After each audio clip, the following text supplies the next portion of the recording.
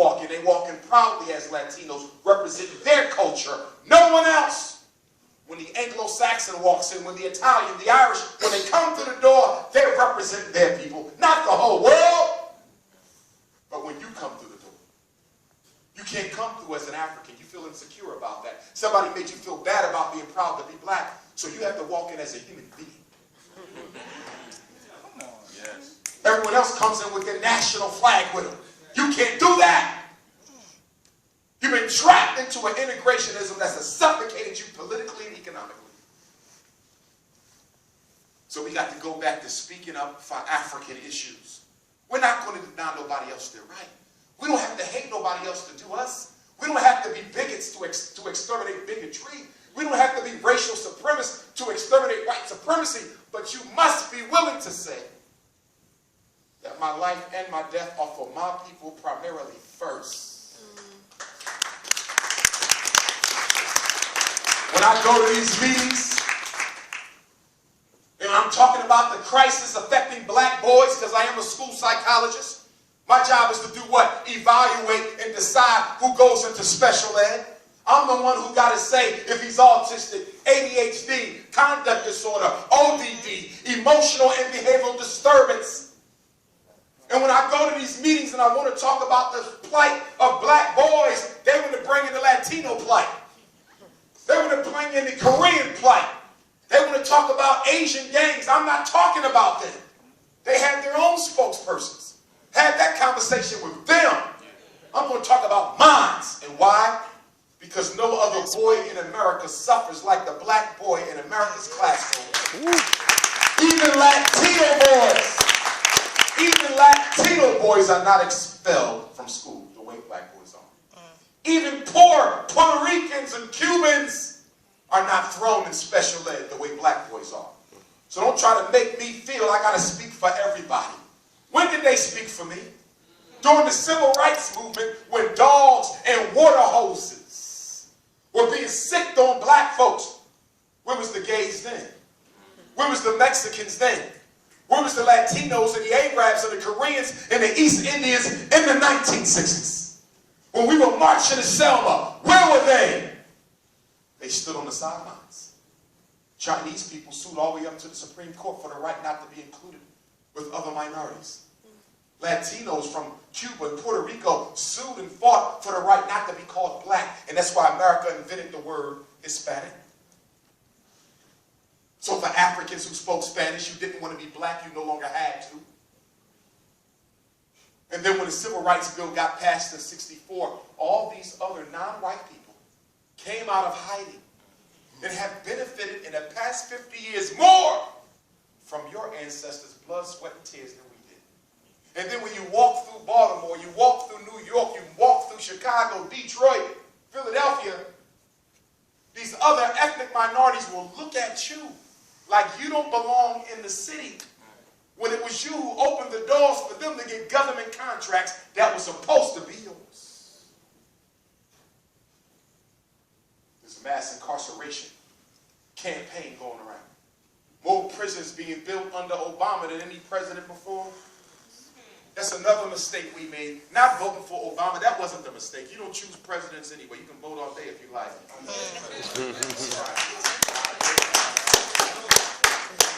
That's not the mistake we made, because you don't choose them. Presidents are chosen 4 years in advance. They know right now whether they're going to put Hillary Clinton in, Governor Christie, or some other person waiting in the wings. They already know this. This is forethought. But the mistake we made with President Obama, black people, was not holding him accountable. You fell in love with an elected official. Do you know how terrible of a mistake that was? You notice Latinos didn't fall in love with Obama. They had a meeting with Obama and said, look, if you want these votes, we want a Supreme Court justice. The LBGT had a conversation with the president to be and said, look, if you want these LBGT votes, we want some laws passed. Black folks said, we just happy you black.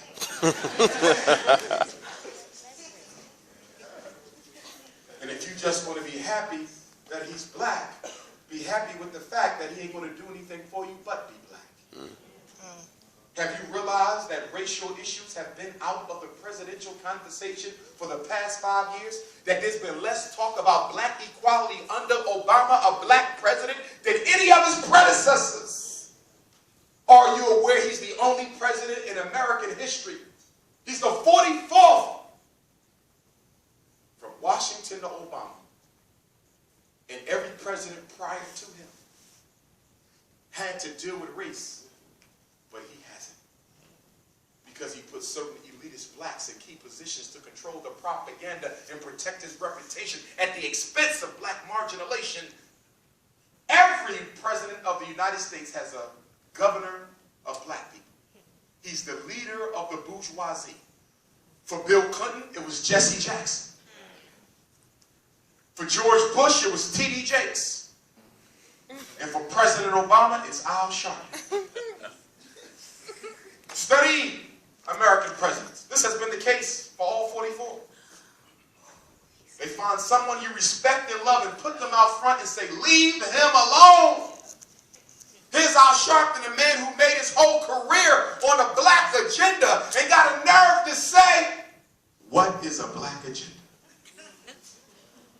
Because now your pockets are fat and you live in an uptown apartment in New York and you wear $5,000 suits and you done forgot where you came from. See, everybody in this audience can be turned against your people too. Al Sharpton never thought when he was growing up he would be a turncoat.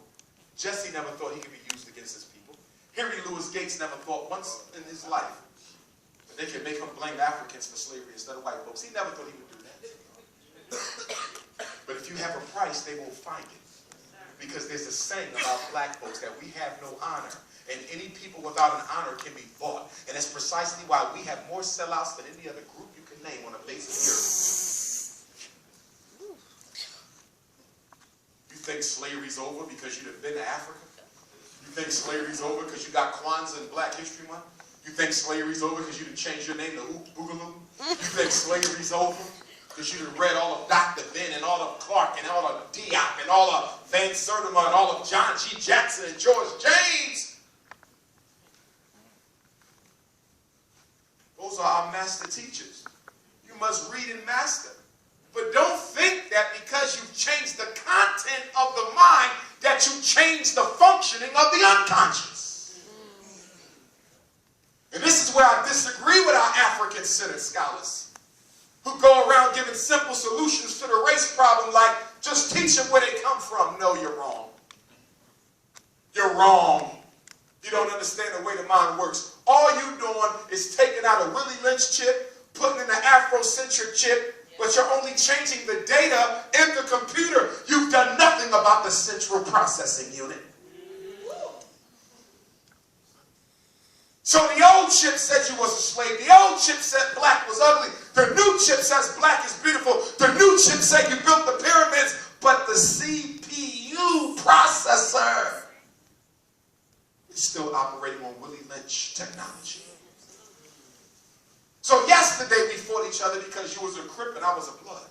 Today we fight each other because you a Nawapi and I'm a Hebrew. You a Moor and I'm a God in the earth. You a socialist and I'm a Pan-African. You a Muslim and I'm a Christian. It's the same thing. All you did was get smarter, but you didn't get wiser. And that's one of the biggest problems with the conscious community. Many of my brothers and sisters who do this type of a work think that just because they're giving you information, that equals progress. So now you got a big library. You got every DVD on the market. You took every trip you can take to Nile Valley culture. But you still ain't got no schools, no hospitals, no supermarkets, no factories. You ain't got no infrastructure. I support reparations. We entitled to it. But the worst thing you could do right now is ask for a check from your oppressor while having no economic infrastructure. Because if you have no economic infrastructure, what does that mean? That means that if they gave us $1 billion today, they would have $1 billion tomorrow. Who you going to buy the car from? Who you going to buy the house from? What private school you sending your child to? Where are you going to get your clothes? Do you not understand getting a reparations check without any economic infrastructure is an economic stimulus package to white people? Before you can have external reparations, you got to have internal reparations. And if there's one internal reparation that got to be done, is black men got to stop going outside of their women. Woo! Amen. Lord. I have nothing against white women or Latino women or Asian women or whomever. It ain't based on hate.